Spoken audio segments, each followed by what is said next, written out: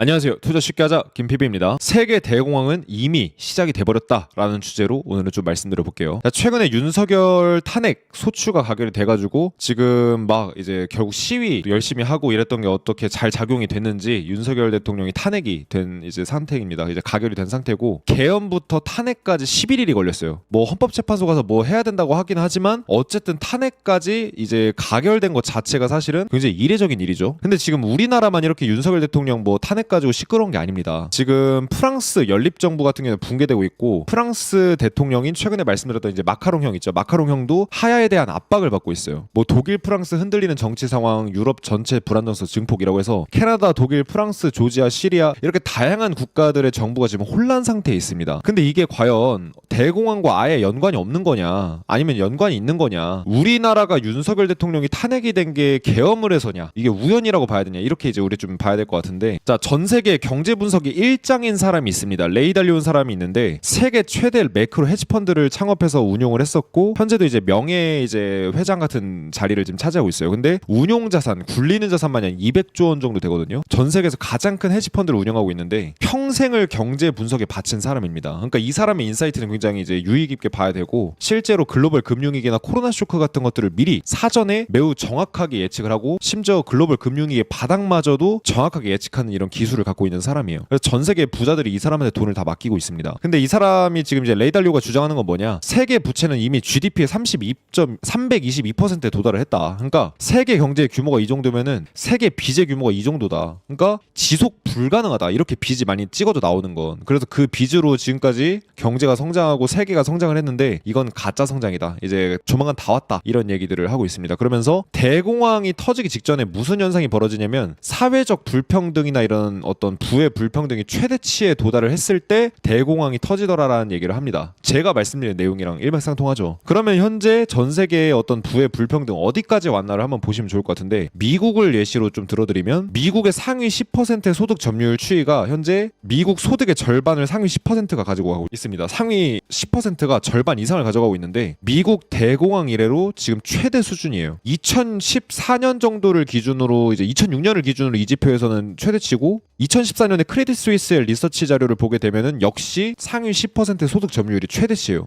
그러니까 돈 벌면은 다 상위 10%의 지갑에 들어간다는 겁니다. 대공황 이래 최대치로 부의 불평등이 발생하고 있습니다. 그럼 소득만 문제냐? 자, 우리가 소득뿐만이 아니라 중요한 건 이 소득을 모으고 모으면 어떻게 돼요? 부가 되죠. 재산. 이 재산 같은 경우는 더 극심한 불평등을 가지고 있는데, 자, 개인들의 부의 어떤 불평등을 보게 되면은 상위 1%, 미국 상위 1%의 부는 지금 거의 가파르게 상승을 했습니다. 거의 뭐 테슬라 주식처럼 상승을 했는데 상위 10%는 조금 완만하게 상승을 했어요. 근데 상위 이제 50%나 하위 50%는 재산이 많이 늘지 못했어요. 상위 1%의 평균 재산은 하위 50%의 1000배 정도에 달한대요. 그러니까 바글바글한 사람들보다 한 명 정도가 돈을 더 많이 갖고 있는 거예요. 이것도 대공황 이래 최대치인데, 이걸 조금 더 자세히 설명을 해드리면, 자, 그럼 이제 이게 불평등이 심하다는 건 대공황이 오기 임박했다라는 어떤 시그널일 수가 있겠죠. 자, 현재 다양한 그 자료들을 이제 좀 참고를 해보면 2022년 기준으로 상위 1%가 전체 부의 34.2%를 차지하고 있고 하위 50%는 2.5%의 자산밖에 못 갖고 있다. 그래서 상위 10%의 부유층이 갖고 있는 자산은 하위 50%의 236배에 달한다. 근데 이거를 조금 더 자세하게 설명을 해봤을 때 소득 불평등도 이미 심각한데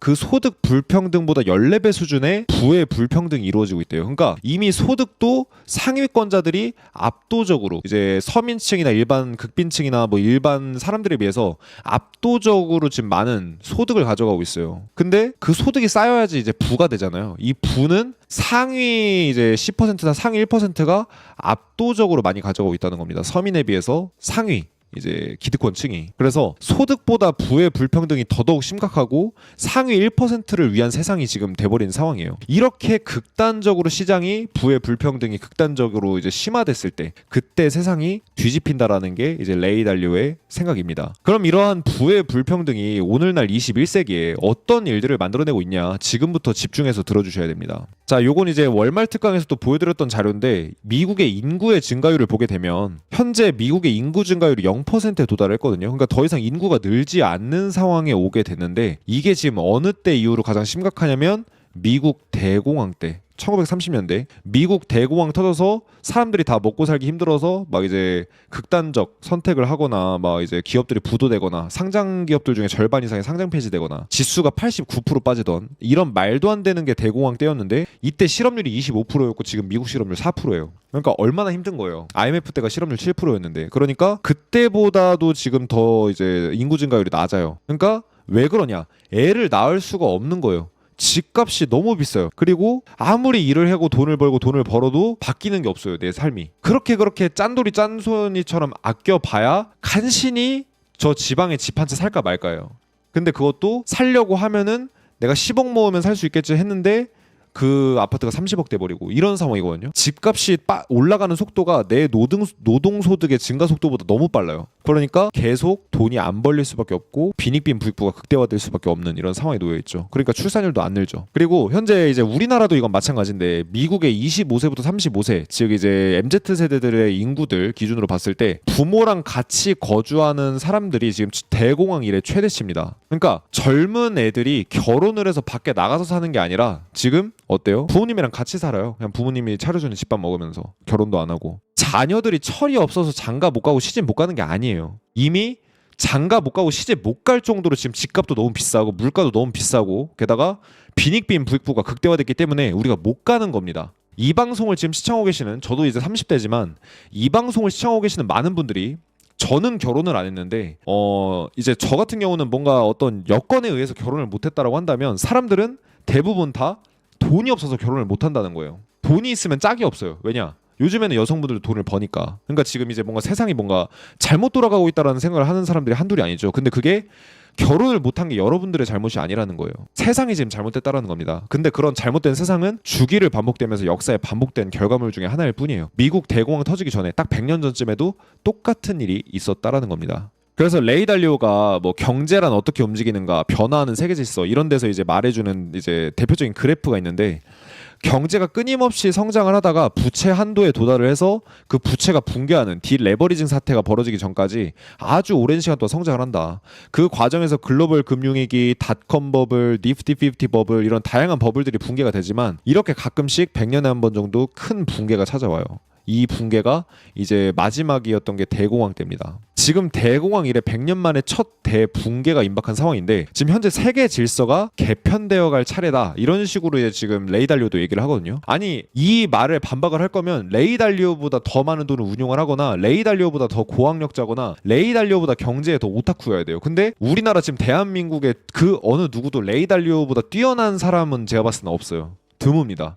왜 그러냐면 어쩔 수가 없죠. 레이 달리오가 전 세계 이 사람은 경제 분석을 그냥 탁상공론으로 하는 사람이 아니라 실제 경제 분석으로 금융위기에 끝나는 시점이나 시작 시점 그 다음에 그걸 이용해서 투자를 하는 방법 그걸 통해서 수백조 원을 이미 굴리고 있는 사람이잖아요.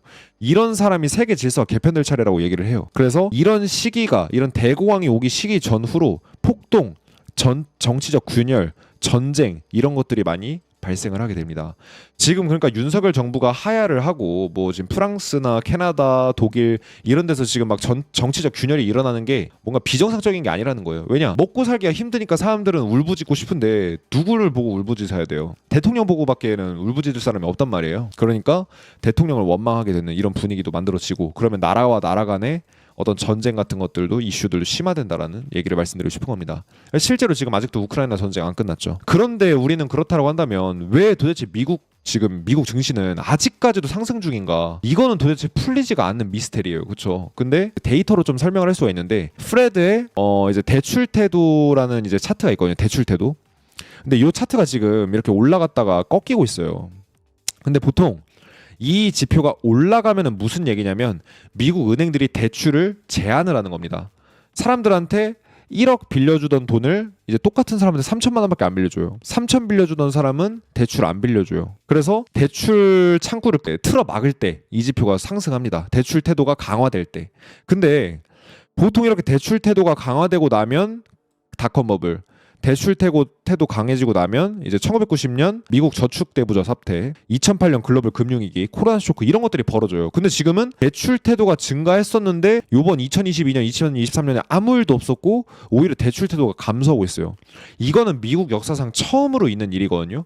지금 이 상황 때문에 지금 미국 경제가 저렇게 버블이고 미국 주식시장이 말도 안 되게 버블인 겁니다. 이게 무슨 상황이냐면 미국 은행들이 이상행동을 했어요. 무슨 이상행동을 했냐? 경제가 안 좋아질 것 같아서 대출을 틀어막기 시작을 하다가 갑자기 무슨 이유 때문인지는 모르겠는데 대출을 다시 풀어버렸어요. 근데 전 세계 유동성에서 가장 중요한 건 은행입니다. 은행이 대출 창구 틀어막으면 결국 경제 위기 와요. 시간이 걸릴 뿐이지.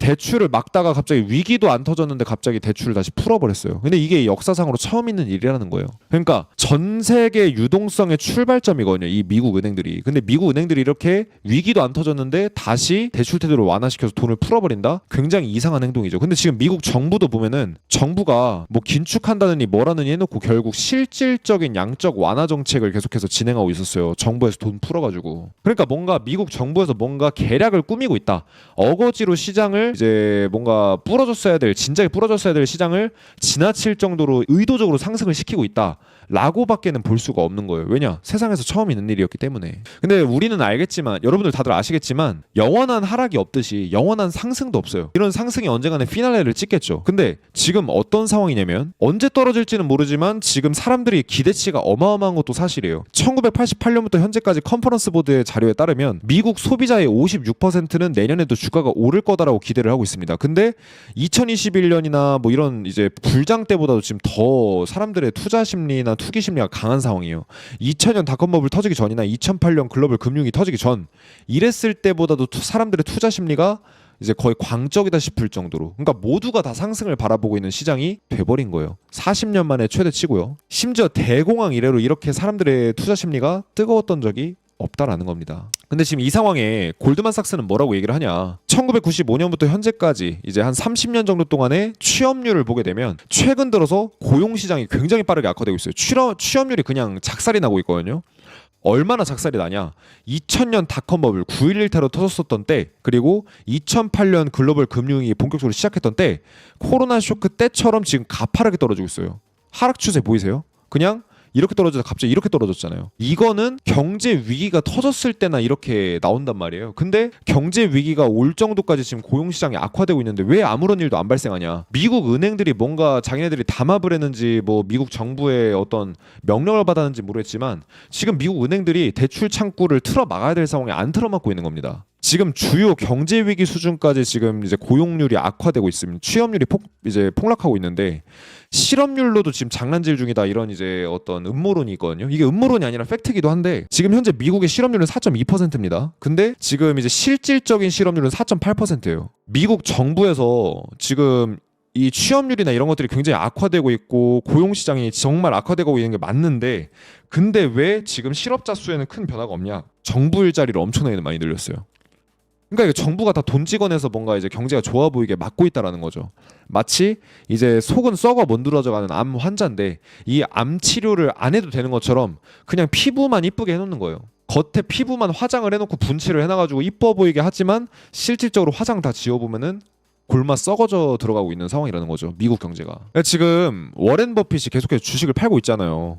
아직도 안 팔았냐? 이런 이제 재미로 이런 이제 짤을 넣었는데 애플의 프라이스 어닝 레이쇼가 41포인트 정도 왔습니다. 그러니까 이거는 기업의 이익이랑 주가를 비교하는 차트예요. 쉽게 말해서. 그래서 이익에 비해서 주가가 비싸면 비쌀수록 이 지표가 높아집니다. 높아지면 안 좋은 거예요. 주가가 그만큼 비싸다라는 거예요. 근데 애플의 현재 PER은 애플의 이익의 40년치를 모아야지 애플의 시가총액이 돼요. 근데 이 정도로 비쌌던 적이 2021년에 주가 폭락하기 직전 빼고는 없습니다. 2021년 고점보다 현재 애플이 비싼 상황이고, 아이폰이 첫 출시됐을 때 금융위기 때 직전이 2007년보다도 더 비싸요 지금. 그러니까 주가가 그 아무런 기대감이 없는데 성장률도 완화되고 정체돼 가고 있는데도 지금 어느 기대감도 없는 상태인데 주가만 미친 듯이 올라가고 있는 상황이에요. 근데 2016년 당시에 워렌 버핏이 처음 애플을 매수했을 때 PER이 10포인트였거든요. 그때보다 지금 4배가 비싼 거예요. 그러니까 기업의 다른 건 다 빼놓고 어차피 기업은 이익을 내기 위해서 존재를 하는데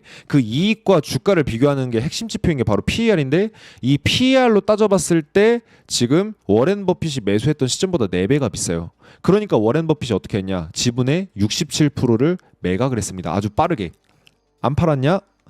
워렌 버핏 아저씨가 이렇게 얘기할 만하죠. 자, 그리고 요건 좀 심각한 내용인데 제가 지금까지 요 데이터가 나오는지 안 나오는지 지켜보고 있었는데 드디어 2024년부터 나오고 있습니다. 이게 뭔 지표냐면 QQQ는 나스닥 ETF예요. 나스닥 지수가 상승을 하는데 요 지표는 떨어져요. 요 지표가 뭐냐면은 나스닥에 상장되어 있는 게 나스닥이라는 게 지수지 사실은 나스닥이 어떤 하나의 종목이 아니잖아요. 나스닥에 편입되어 있는 다양한 종목들이 있습니다. 수백 개, 수천 개의 종목이 있는데 이 나스닥에 상장되어 있는 종목 중에 과연 몇 퍼센트의 종목이 장기적인 상승 추세에 있느냐를 보는 지표예요. 근데 지수는 분명 올라가는데 편입되어 있는 종목들이 점점 하락 추세가 나온다. 그러면은 지수도 결국은 나중에 시간이 걸릴 뿐이지 빠지게 됩니다. 그러니까 선행 지표예요. 근데 이 지표가 쭉 올라가다가 2024년 들어서 점점 이제 떨어지기 시작해요. 그러다가 어느 정도 이제 2021년에 떨어지기 전에도 한 1년 정도 이 지표가 이렇게 꺾이다가 나중에 훅 떨어졌거든요. 지수도 떨어지고. 근데 지금 대충 한 1년 돼가요. 그러니까 어느 정도 이제 지금 상승 추세가 이제 꺾이는 게 지금 지수는 아직까지 올라가고 있지만 뭐 지금 테슬라나 애플 이런 종목이 올라가서 그렇지 사실 대부분의 종목들은 다 지금 점점수록 하락 추세로 전환이 되고 있습니다. 그래서 일부 종목들 위주의 어떤 주도주 상승세가 계속해서 나오고 있고 이런 것들이 이제 사실은 폭락의 전조 증상이 되는 경우가 많기 때문에 지난 2021년에도 그랬기 때문에 요걸 우리가 한번 주의해서 봐야 되지 않을까. 요 지표를 이제 우리가 집중해서 봐야 되지 않을까 라는 생각이 좀 들고요. 현재 지금 가치주도 12일 연속으로 하락하고 있어요. 지금 나스닥은 상승하고 있는데 다우지수는 떨어지고 있어요. 근데 지금 가치주가 12일 연속으로 떨어지고 있는데 이렇게 미국의 가치주들이 떨어진 적이 진짜 역사상 없대요. 처음이래요. 처음. 지금 이제 삼성전자나 코스피 같은 경우에도 지금 최근까지 이렇게 큰 흐름으로 보게 되면 이렇게 그냥 가파르게 떨어졌잖아요. 근데 지금 뭐 양봉도 한 번 안 뜨고 12일 연속으로 음봉이 떴는데 이런 경우는 없대요.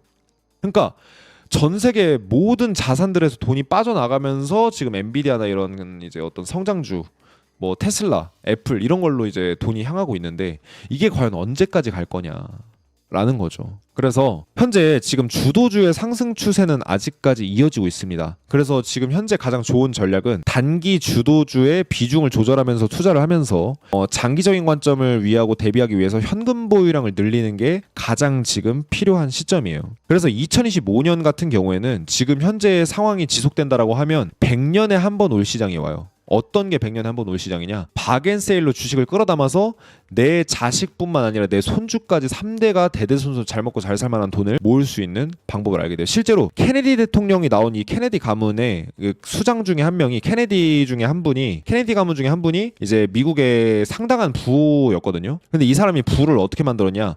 이 100년에 한 번 오는 기회를 잡았어요.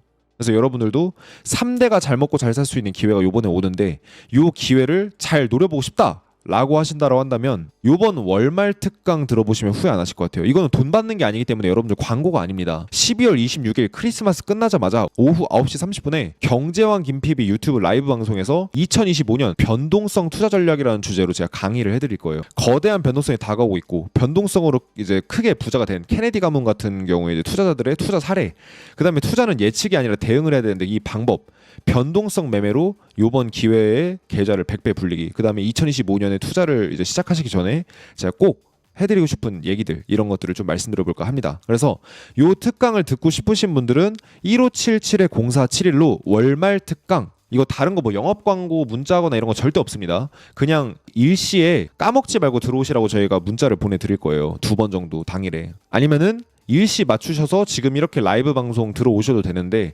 이거 이제 다시 보기가 불가능하기 때문에 여러분들이 만약 이거 놓치면 다시 못 듣거든요. 그래서 내가 혹시 까먹을 수도 있으니까 혹시 모르니까 내가 알람 설정해놔야겠다 하시는 분들은 1577-0471로 월말 특강 이렇게 문자 보내주시면 저희가 알림톡 같은 거 보내드립니다. 그래서 여러분들이 이번 2025년 앞으로 다가올 2025년에 어마어마한 기회 꼭 잡으시길 바라는 마음에서 이렇게 강의 소개까지 해드리고 마무리 짓도록 하겠습니다.